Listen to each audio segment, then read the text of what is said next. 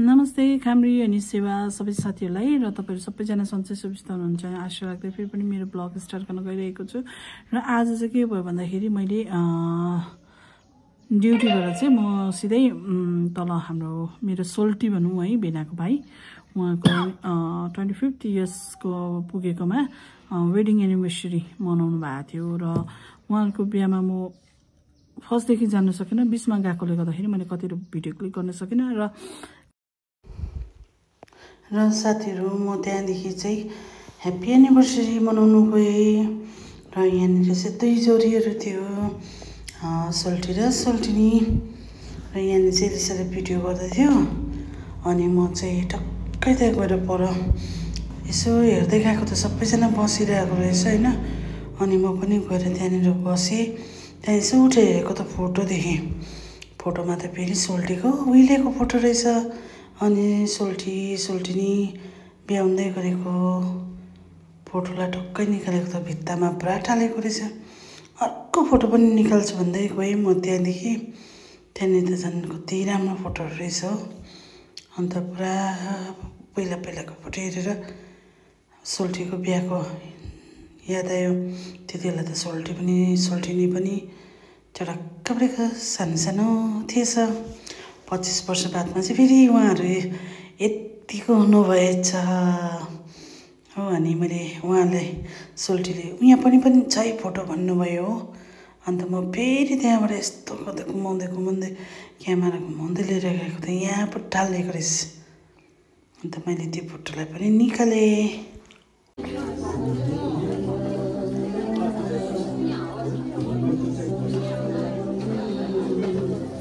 जितो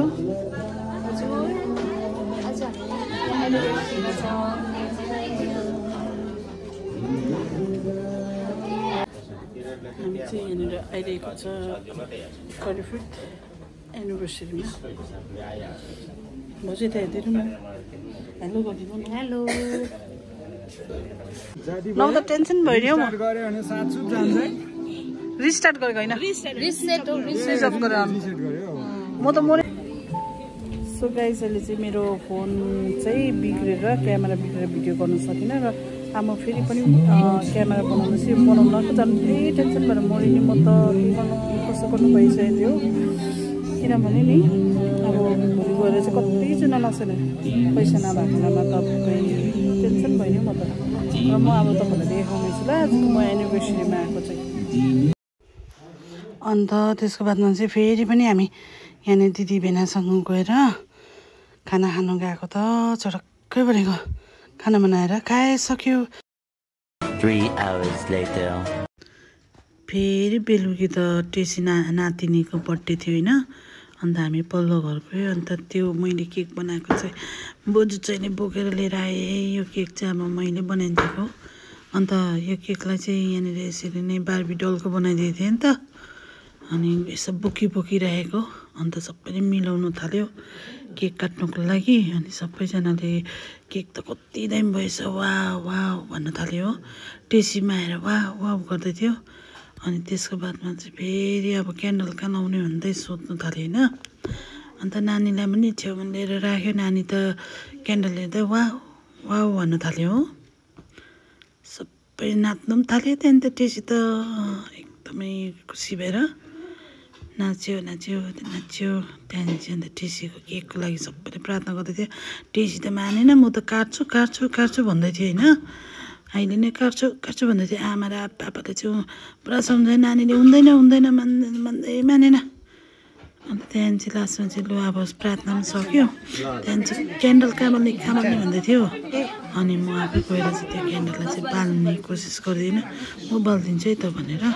त्यहाँदेखि चाहिँ गएर यो क्यान्डल चाहिँ मैले बुकीमै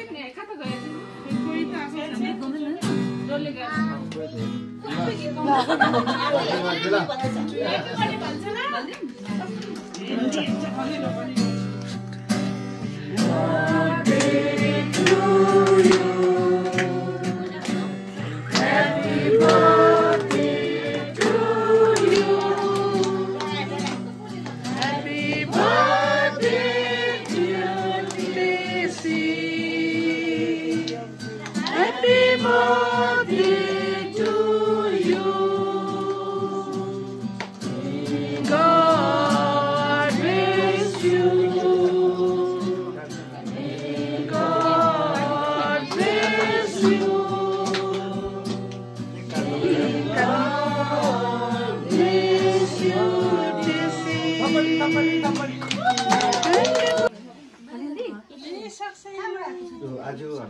त्यहाँदेखि केकहरू काटिसकेर चाहिँ सबैले गदा लगाएर चाहिँ खानासाना खाएर हामी छुट्यौँ।